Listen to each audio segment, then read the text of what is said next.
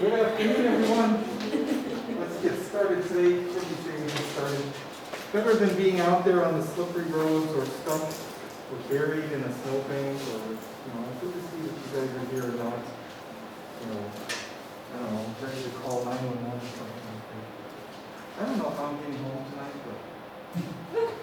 It was like, how far do you live?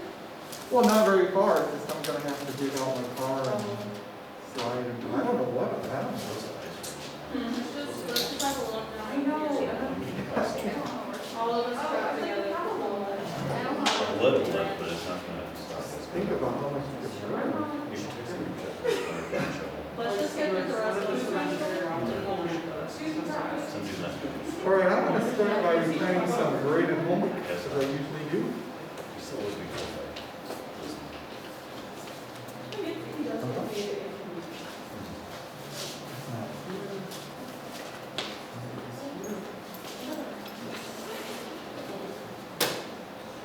Which one do you think was more important, Slovenia or Tahiti? I like Stonewall. You can go Tahiti.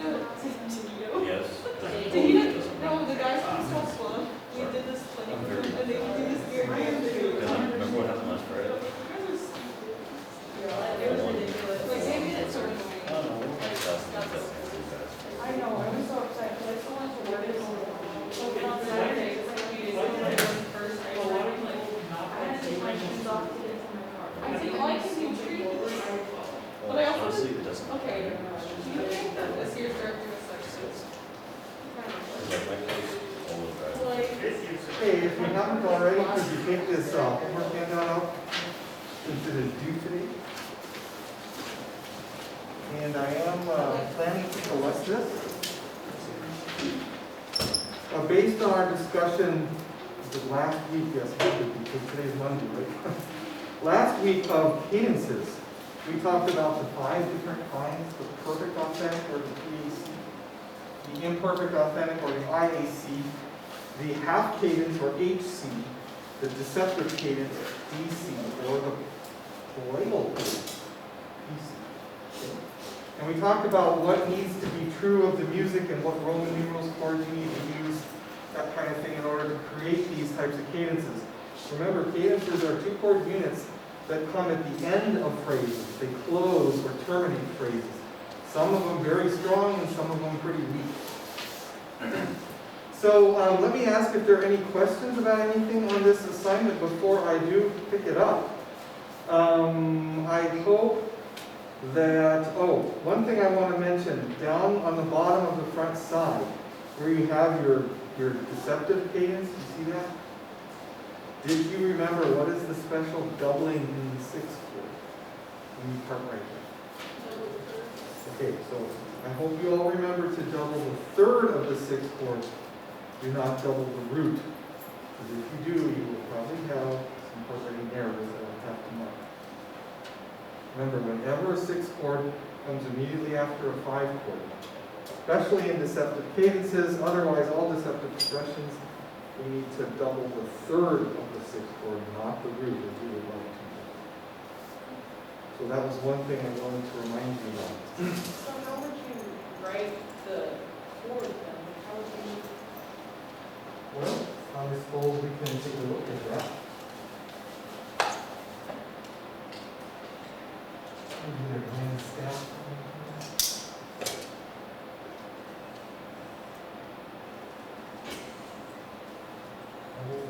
Bass. And it looks like we're in the key of G minor.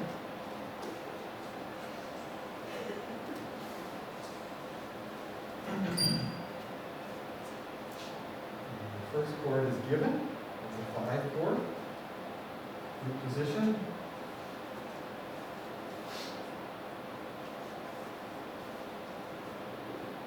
And wait for the 6th chord.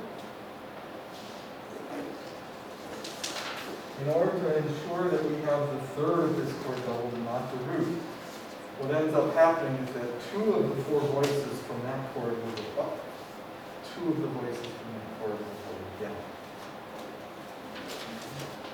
One of the voices that definitely has to go up is the bass voice in order to get to make a root position E flat major prime. So the sixth chord is in G minor, it's a B flat major chord. The other one that should go up is the leading tone of the key. I know it's in an inner voice, and normally you have the option or the prerogative or the choice to frustrate it and take it down. But in deceptive progressions and deceptive cadences, even when it's in an inner voice, you need to take the leading tone up. So I have two voices go up, now I need two voices come down. Which pitch do I want to have double the gain in this one? The G. Okay, so this one's closer to a G than that one is. I'm going to take that one down to a G. And the only other pitch I'm missing in this chord is a B flat. Right, I'm looking for E flat, G, B flat. So that one comes down. Like that. And when you do it that way, you should not have any parallel octaves or fifths. You should not have any augmented seconds, melodic augmented seconds in any of the voices. You have to avoid all that stuff. Also, in the top half, where you have this part by the half cadence, the last one on the top, did you remember to raise the leading tone in your 5 chord with an accidental? And if you don't know what I mean by that, then you need to see me. Okay, yeah, those are the only reminders that I wanted to give you, things that are easy to overlook or miss. Did you see that on the back side, did you see that the first problem has the leading tone in an outer voice? See the F sharp, it's the leading tone or key of the key G minor. And where does the leading tone when it's in an outer voice have to go? Up. And how far up does it go? Yep, to do. That's right. That's right. I didn't realize I would have done it that way. Well, that'll tell you then what kind of cadence you're actually writing there, based on what's in the soprano. Both on the one chord, if you will. So there's a little method to the madness that we kind of try to incorporate into this assignment. Any questions before I pick them up? Yeah. Can we walk through the imperfect authentic on the first example? Or the first thing? Yeah, the very first problem. Yeah. Sure. Sure thing. Yes, we are in G minor there, and based on the Roman numerals, why is the first problem? Why would those Roman numerals create imperfect cadence? Say that one more time. The 5-7. There's no 5-7. Because the 5 chord is in first inversion. That's right. Because the first chord, the 5 chord, is inverted. It's a 5-6. Right? It's a triad in first inversion. And remember, for a PAC, you would need both the 5 and the 1 in root position. But when one or both of the chords are inverted, you automatically get an imperfect authentic cadence. So I would have a 5-6 here. It's a D major triad in first inversion, and that goes to a root position 1. Once again, the super high maintenance tendency tone, F sharp, which is the leading tone or T of this key G minor, it's in an outer voice. We just said, where does that always have to go when it's in an outer voice? It has to go up by half step to do. So the F sharp in your bass for that first problem better go up to G. Now you have the choice. In the soprano, you could take the A, you could take it up to a B, or you could take it down to a G. I don't care which would you like to do right now? You want the soprano A to go up or down? Down, okay. You take it down to a G, because I need to double the root of my standard root position 1 chord. So what I need left is a B flat and a D. The D is in the alto already, so you don't have to move it. Just slide it over, keep it where it is. And then the tenor A can just go up a step at the D flat. So can I ask what makes that an imperfect authentic cadence? Yeah. First of all, it's an authentic cadence because we have 5 to 1. But it's imperfect authentic because this chord is inverted. It's not in root position. Remember, for PAC, the strongest cadence we have, both the 5 and the 1 have to be in root position. But when one, or maybe even both of these chords are inverted, that weakens the cadence slightly and makes it an IAC, non-PAC. Because inverted chords are slightly weaker, less stable than root position chords are.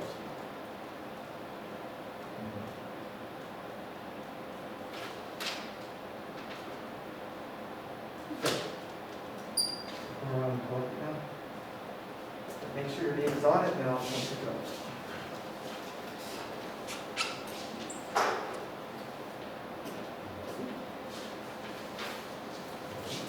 You know, I think if all the rest of the classes of this week were canceled due to weather, I still would have too much grading to do. I'd be busy the whole week. Maybe I shouldn't assign so much. What do you think? Well, I don't know. You guys we all need to practice.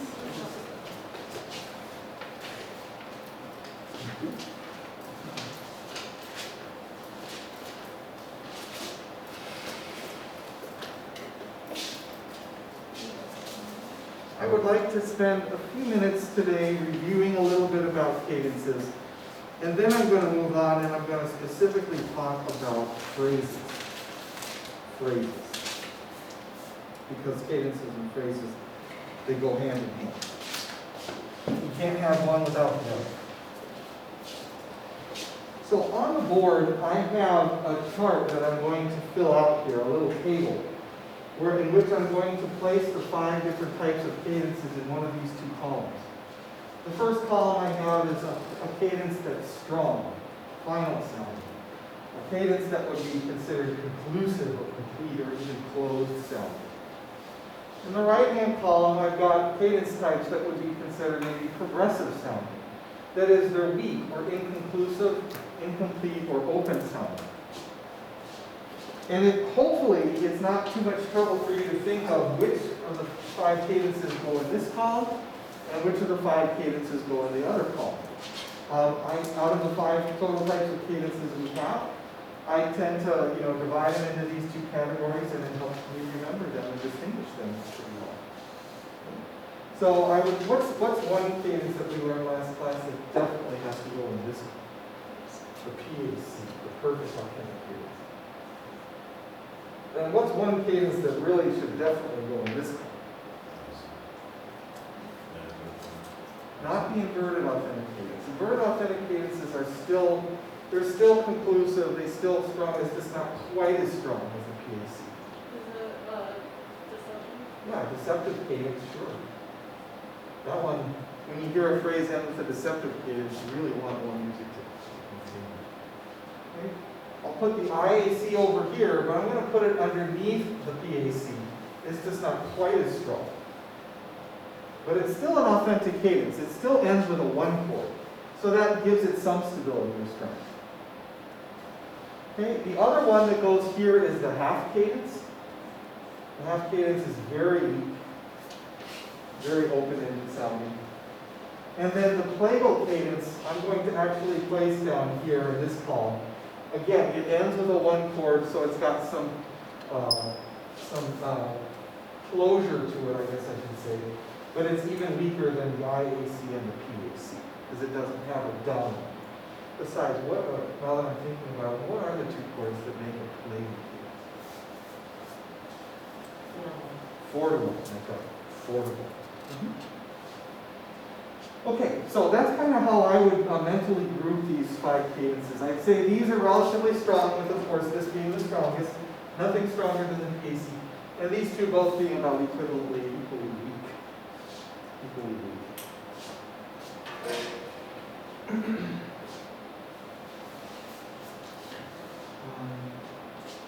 Let me say just a little bit about,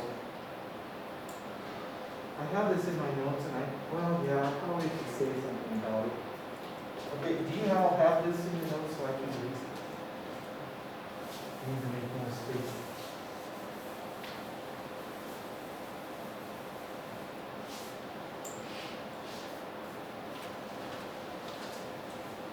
general rule.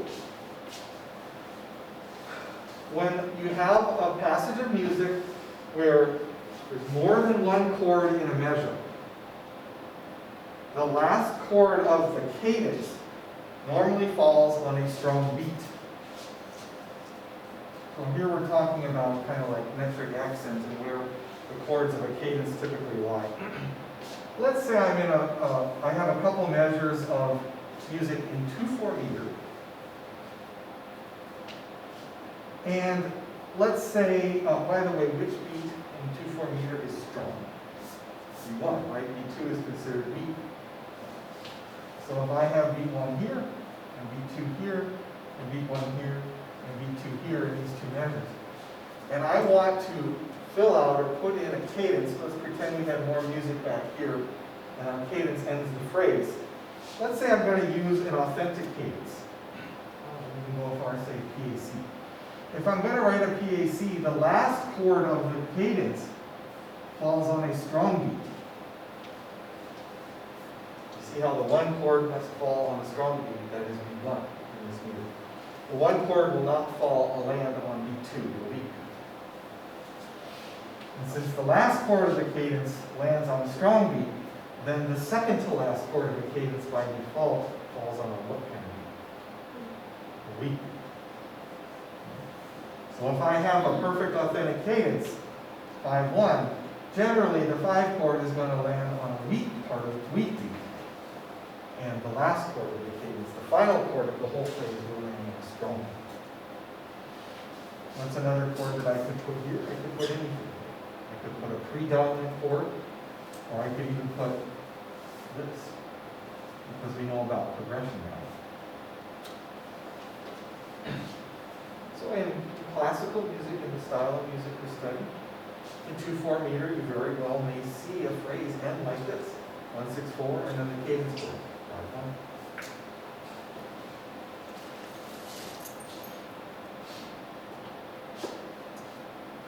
Let's change the meter to quadruple meter, let's say 4/4.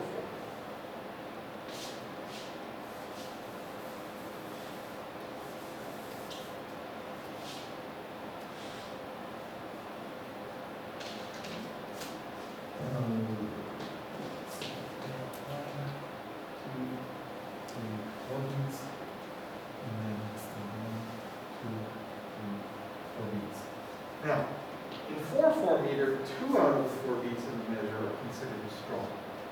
Which 2 are considered strong? 2 and 4. Or is it 1 Yeah, it's the other ones, 1 and 3. 1 and 3 are the strong beats in the measure, 2 and 4 are considered the weak beats. That's why we have 1, 2, 3, 4, 1, 2, 3. So, if I'm coming to a close of a phrase and I want to put in a cadence, the last chord of my cadence, and again, let's use a PAC as an example, the last chord of my cadence must fall on B1 or B3. If it falls on B3, where do I have that? I could just not even use that measure. I could have the last chord of my cadence land on B3, and then since I'm using a PAC as an example, the 5 chord again, second to last chord lands on a weak beat, and then the predominant or whatever I have before that would be on a strong beat. But I think as long as you understand and know that the last chord of the cadence should always land on a strong beat, then the metric placement of these chords that come before they kind of fill themselves in by default. Or, I mean, you don't even have to have that. You could even have something like this. You could have a 5 chord last for multiple beats, just as long as the 1 chord falls on a strong beat.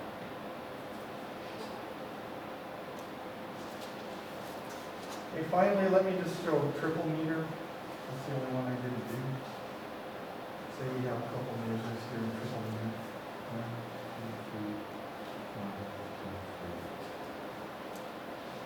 3. Again, using a perfect authentic cadence as an example, there's only one strong beat in triple meter, and that's B1. So that means the last chord of any cadence would need to land right on B1. And again, most of these examples, well, these examples are supposed to illustrate when you have more than one harmony per measure. So if I have a 5-chord here, I could have a 3 dominant or a potential 1-6-4. I could have that right here lasting for a couple beats. For instance, I could do something like this. Or I could even do something like this. Do this, just 3 dominant. 1-6-4-5-1. And fill out the beats that way. But I guess what I'm trying to show you is that the last chord of the cadence typically falls on a strum. And therefore, the second to last chord of the cadence is generally going to be on the beat. That's kind of how, when you compose a progression, that's kind of how you rhythmically want to set the chords up if you have more than one harmony per beat.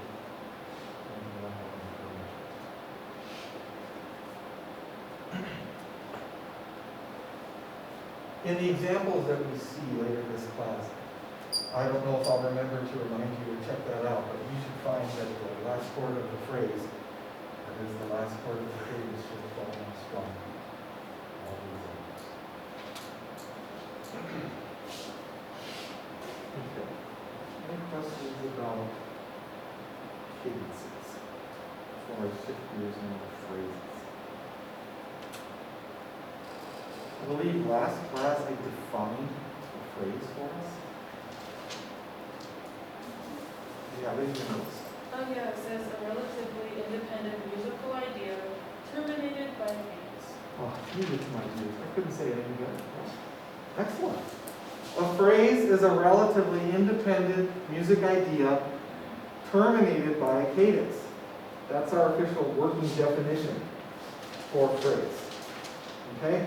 And I think last class, I even said I'm going to, without writing a whole bunch of actual music, I'm going to try to illustrate or graph phrases by using an arc or a slur. Didn't I say that last class? I believe I did. So let's say I have a phrase that looks kind of like that. We need to understand, first of all, that a phrase is a melodic and a harmonic event.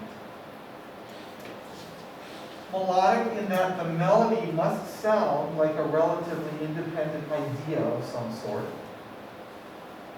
And a phrase is harmonic in that some form of harmonic activity or motion must be present.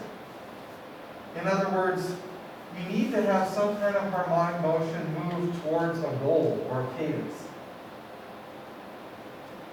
That harmonic motion can move away from the tonic, such as, you might have other chords in here. And the last chord of your phrase might be a 5 chord. So we're moving away from tonic harmony. We're not even returning to it within the same phrase. That's going to be for another phrase to do. What kind of cadence would this be if the last chord is a 5?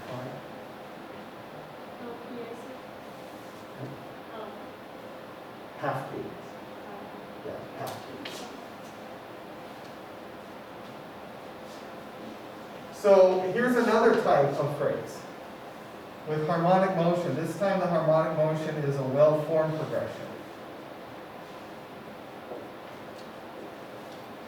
where you move away from tonic harmony at the start of the phrase. That's what most phrases do. But this phrase, it comes back to tonic harmony by the end of the phrase, making a well-formed progression. And let's say that the tonic pitch of the key, or do, is the highest note over this one chord. What kind of cadence would I have there? Well, let's pretend do is the highest note over the one chord. Pièce, the strongest one. Both reposition, and you get do, the highest note over the one chord.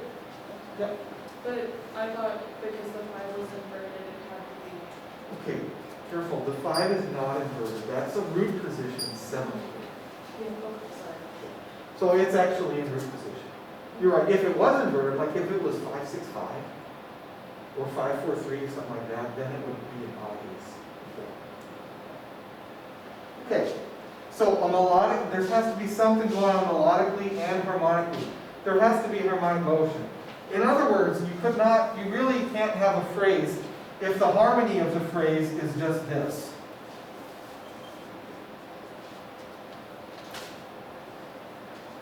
It's just the same harmony through the whole thing. I wouldn't call that a phrase.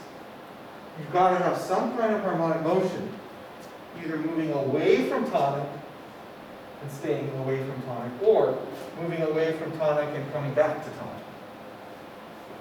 This is not a harmonic event at all. There's no harmonic motion. Okay, so I would not call this, if you just use the same chord throughout 4 or 5 minutes or whatever, I would not call that a phrase.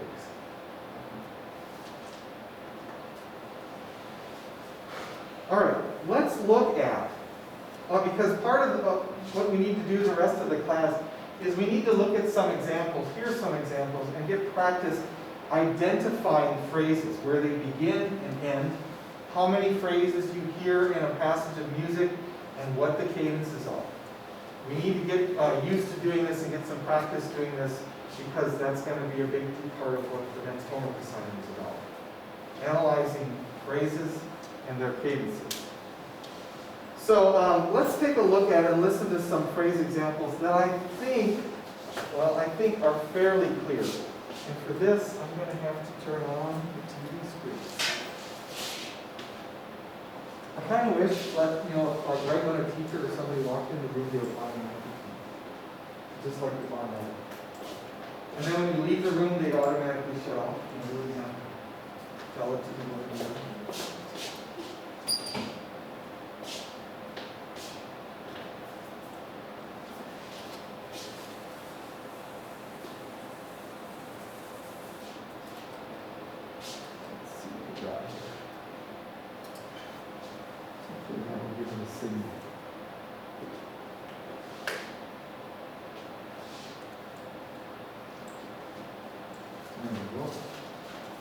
Okay, I'm pulling some random examples from the book.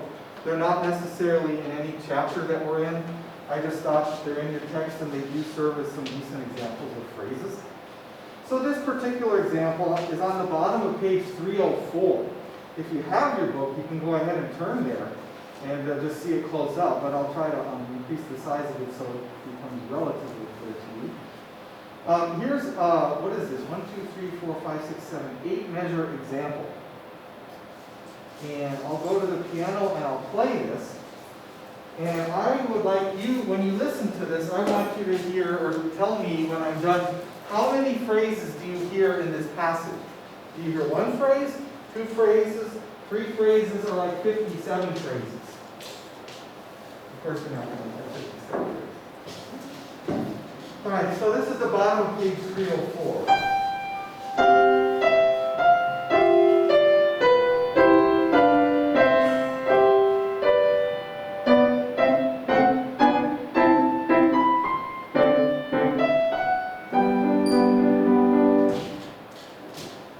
Now, how many phrases do you hear? Yeah, I see 1 vote for 2 phrases. 2 phrases, 2 phrases. Okay. I would agree, I hear 2 phrases. Now, what helps me, what leads me to hear and think that I hear 2 phrases? Do I hear 2 relatively independent ideas terminated by a cadence? Well, yeah, I kind of do. For instance, the first 4 bars, do you see the very last chord in measure 4? What is that harmony? What's the Roman numeral? 5, right? So even though it's not marked, what type of cadence terminates that first phrase? A half cadence. Oh, I don't have it on the board anymore. Half cadences are open-ended, inconclusive sound. So then there's another phrase down below. What's the last Roman numeral? Well, look at the last 2, 5, 7 to 1. And by the way, this is in the key of G by the time we end. what type of cadence do you suspect terminates that second phrase? A PAC. Root position 5/7 to root position 1. And G, the tonic note in this phrase here, is the highest note. So there are two phrases here. I can prove that there are two phrases and show I have evidence to support. I can identify a cadence culminating or terminating the first phrase, and I can analyze a cadence terminating the second phrase. I've got harmonic motion in both of the phrases. You see the Roman numerals change.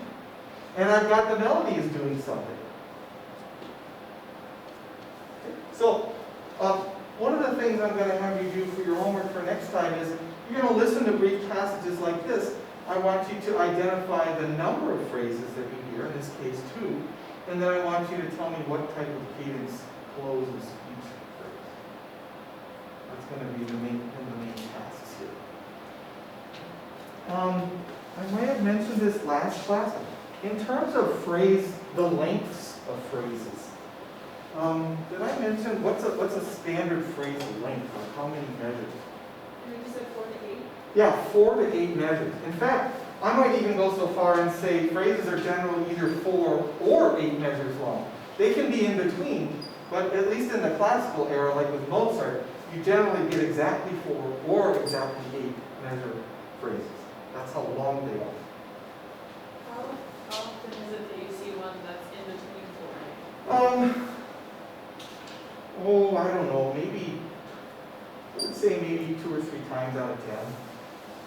So maybe 20, 30% of the time. It's not like super rare. It can happen. It's just, especially when you're in the classical period like with Haydn and Mozart, and even Beethoven too, especially Mozart though, he's almost textbook. You know, you can almost count on his phrases being like clockwork, either 4 bars or 8 bars, because he's such a balanced composer. The classical era was known for its balance. Anyways, that gets a little bit beyond where we are. But I did want to say that when I count the number of measures in a phrase to determine how long it is, I do not count pickup beats at the very beginning. Okay? In fact, I should say here that phrase lengths are really defined by the number of downbeats present in the phrase. By the number of downbeats. So, the first measure of a phrase is the first bar with a downbeat, not a pickup measure.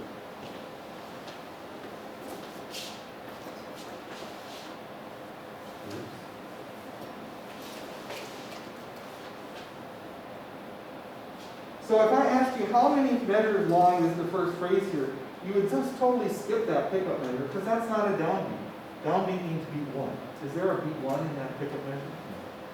I would start with here. There's a downbeat, that's 1 bar. 2 bars, there's a downbeat. There's a downbeat, and there's a downbeat. Now, I know that the phrase just ends kind of like in the middle of the measure. So can I say this is a 4-measure phrase? And I'm going to say yes, because it at least includes a downbeat. That's all it needs.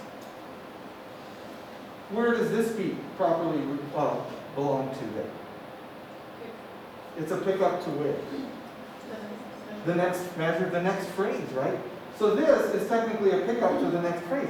But do I count it as a measure for the next phrase? No, because it's not a downbeat.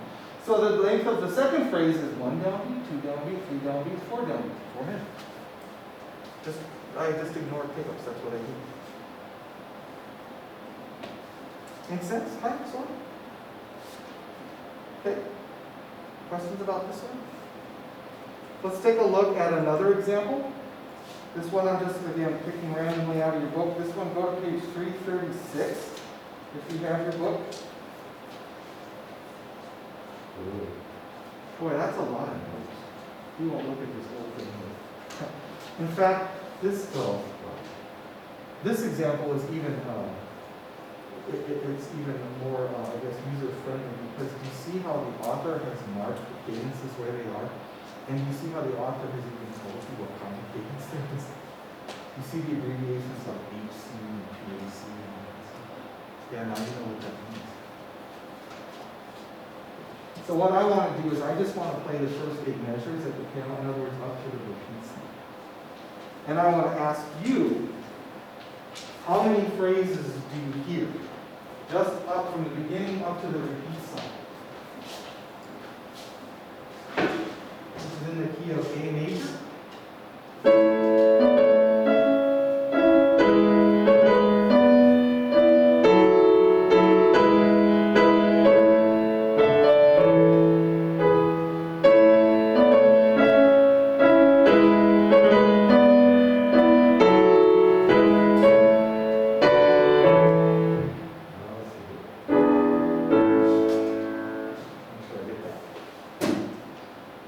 Okay, how many phrases do you hear?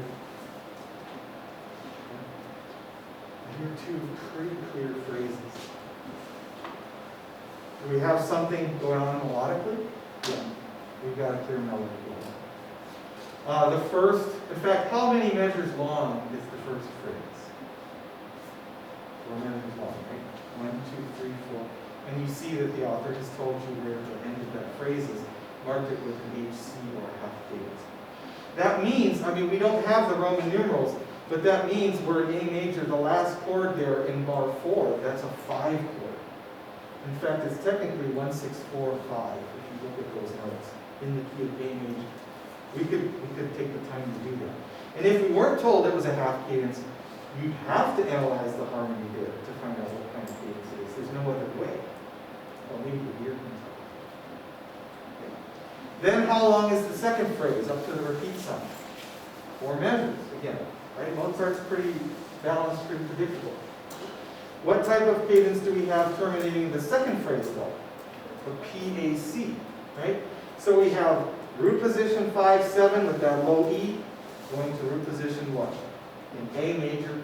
And notice that there's an A as the highest, that's the highest note in the soprano right before the repeat sign. So that's a PAC.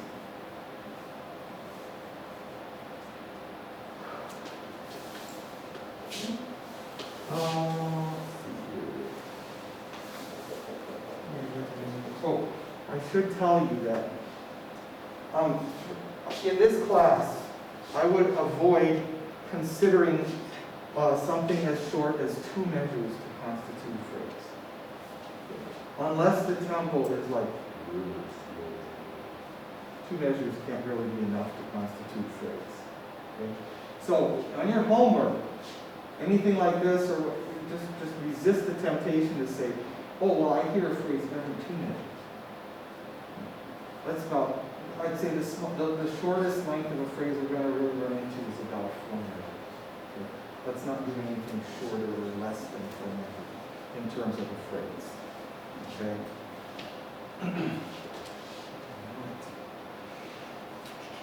Let's go to one more example. And this one is on page 100 in your book.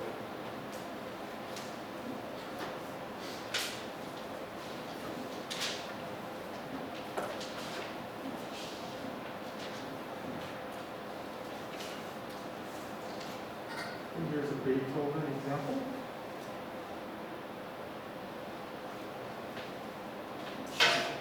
Okay, I'll play this. Let's go to the piano and you tell me how many phrases do you hear?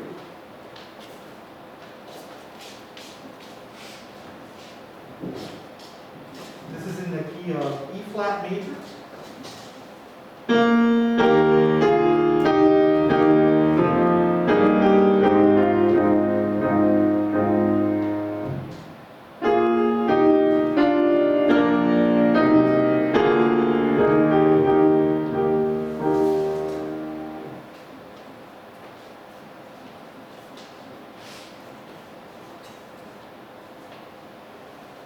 What do you think?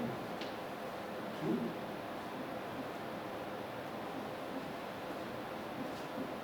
You know, when I hear this, it certainly sounds to me like 2 phrases. Especially because I have, like, halfway through these 8 measures, I have those 2 quarter rests that kind of separate the 2 phrases, right? But, technically, do I have the ingredients to support 2 phrases? Really? No, I don't. I mean, again, don't count the pickup measure, but 1, 2, 3, 4. The chord that's in measure 4, according to the author, is a 2, 6, 5. Is there any cadence we've studied that ends with a 2-6-5? No, so I can't really support the idea that there's a cadence in measure 4. And if there's no cadence in measure 4, then there can't be the end of a phrase. Because the end of a phrase always has to have cadence. See that? So what I guess I'm led to conclude then is that I would have to think the whole entire example is one long phrase, just with a little bit of rest in the middle. Because I can analyze a cadence at the end, right? 5-7 in measures 5 and 6, and then 1 in measures 7 and 8. And those two chords create a cadence to me that I know of. It's an authentic cadence. And so I can't say that there are 2 4-measure phrases here. I think just because of what music and the cadence, I have to say that this is just one long 8-measure phrase. You see why I'm saying that? Incidentally, I don't know if you can see in E flat major, we have root position 5-7 to 1, but do we have an E flat as the highest note in the very last measure? No. We have a G as the highest note in the last measure, don't we? So what type of cadence really does close this phrase? An IAC. That's right. An IAC. Let your ears help guide you, of course. I do want you to listen to everything that you analyze. But then don't force some analysis that's not there in the music. Just look to see if you have evidence to support your initial assumptions, maybe your analysis. And if you don't have any evidence, or the chords aren't there or whatnot, then you might have to alter your analysis a little bit. Okay?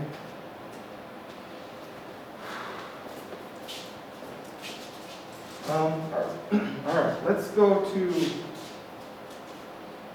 something else that if this shows up on the screen, this will be a nice way to finish up today. This comes from a completely different theory text. And this theory text is all electronic, it's all online, and I have access to it. Okay? And I was just going to figure out if I want to make this bigger, is there a way to do it bigger? Probably not. I don't see any options or choices. Yeah, oh wait, maybe I can try. Aha! Always good to know your keyboard shortcuts. Okay.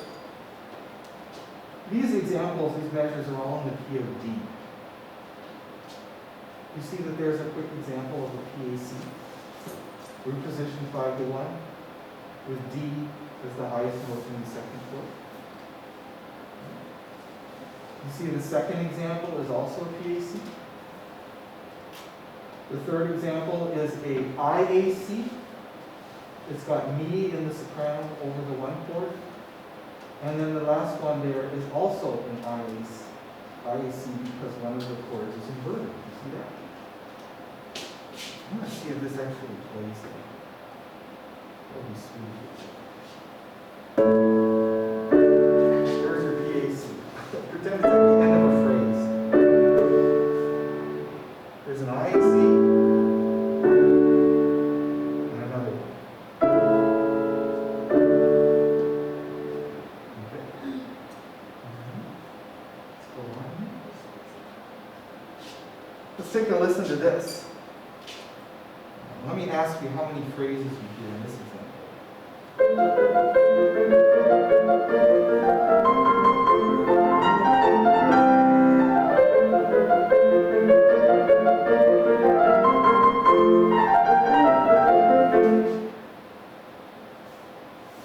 This looks like it's from Beethoven sonata. 2 phrases? Okay. Let's back it up with some rhythms. What do you see at the end of your, well, first of all, how long would your first phrase be? 8 measures, right? Yeah. Is there a cadence at the end of that? Yeah, in fact, the last chord of that first phrase is a 5 chord, it tells you. So that automatically means it's a half chord.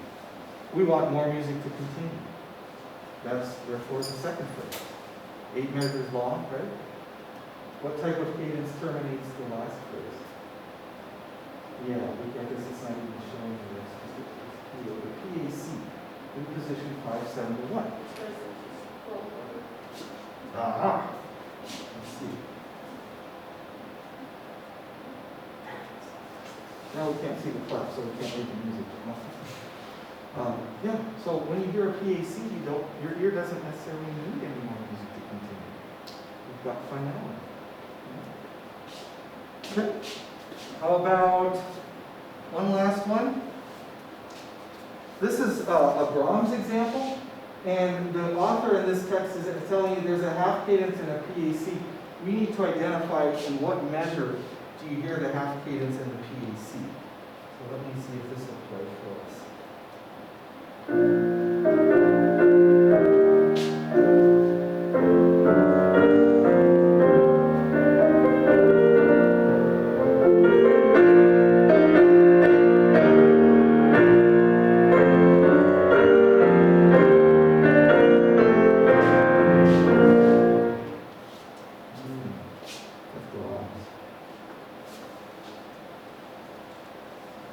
Was this, did I raise and Brahms with this class last semester?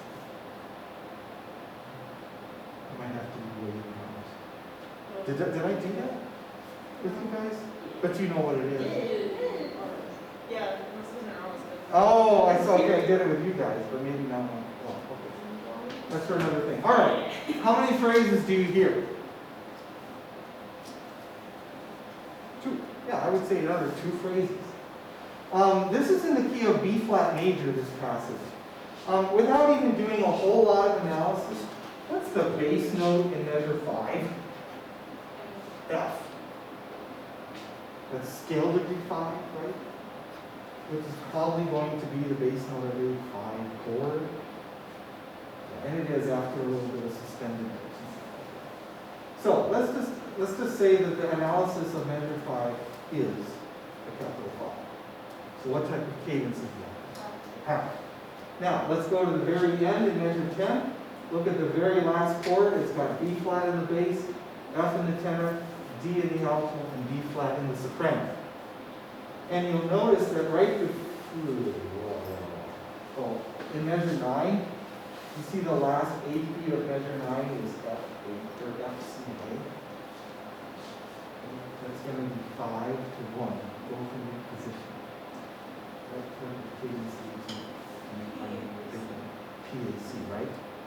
Yes. So like obviously you don't want to always assume this, but like with most of the examples when you look at, it's usually half cadence and PAC, right? Yeah, but again, you can't assume that. Yeah. Sure. It It is very common, yeah. And in a later class, we'll figure out what 2 phrases that are in that kind of relationship go together to form something even bigger. But this is the one thing I wanted to point out. How long, in terms of the number of measures, is the first phrase? 5 measures. Is that okay? Can you have a measure that's 5 measures, or a phrase that's 5 measures long? Yeah, see, you do see some that aren't exactly 4. How many measures long is the second phrase? 5 bars again. Yeah. So you just gotta, again, be careful, listen to the music, pay attention, and you'll be able to find your way through. So, I mean, the idea is to find your phrases and cadences, and when you start doing this, the piece of music that you're listening to, it doesn't seem to be just all a bunch of haphazard bunch of notes that you can't follow through. You can start to see chunks. You start to see pieces that are put together in a piece of music in order to make a meaningful musical experience for the listener. And that's the whole idea. Now, as we get ready to go, your assignment for Wednesday, I'm going to ask you to look at and listen to a few examples in your workbook. Do you guys know how to access the sound files for your workbook? I would like you to listen to these. Let's see if I can quick show you. You can Google this. Just Google something like a tonal harmony workbook recordings. And it should take you, you should be able to find, there's a whole list of them. And then you can just play them. And I really would like you to hear what you're analyzing. And so then I want you to tell me how many phrases you hear in each example and what the cadences are. and there's a little thing on the back. So we'll talk about that next class.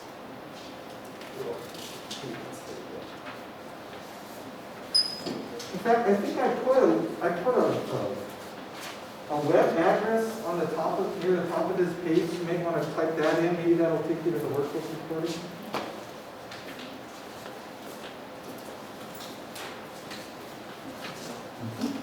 And when you get this, you can go ahead and go. Again, careful with the weather out there and the snow. I don't know if we're going to have classes tomorrow, but the way things go, they don't seem to cancel for anything, so maybe we will. We'll probably have past classes. They did? Yeah, we have to have like 7 feet of snow for them to consider canceling. Guys, you guys heard it too, right? Gina? Huh? Oh, what? But you guys were like, I thought you said. I literally forgot that I was invited. LOL.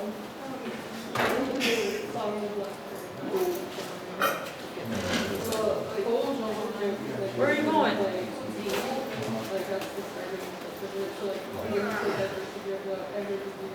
Oh, that makes you feel good. Oh, Food time. Huh? Food time. Anything to eat today? No, I'm going to get lunch. Let's go eat. I'm still invited. What? You guys are going to eat? I already ate. The profession. Was there? I'm sorry, I have a profession lesson.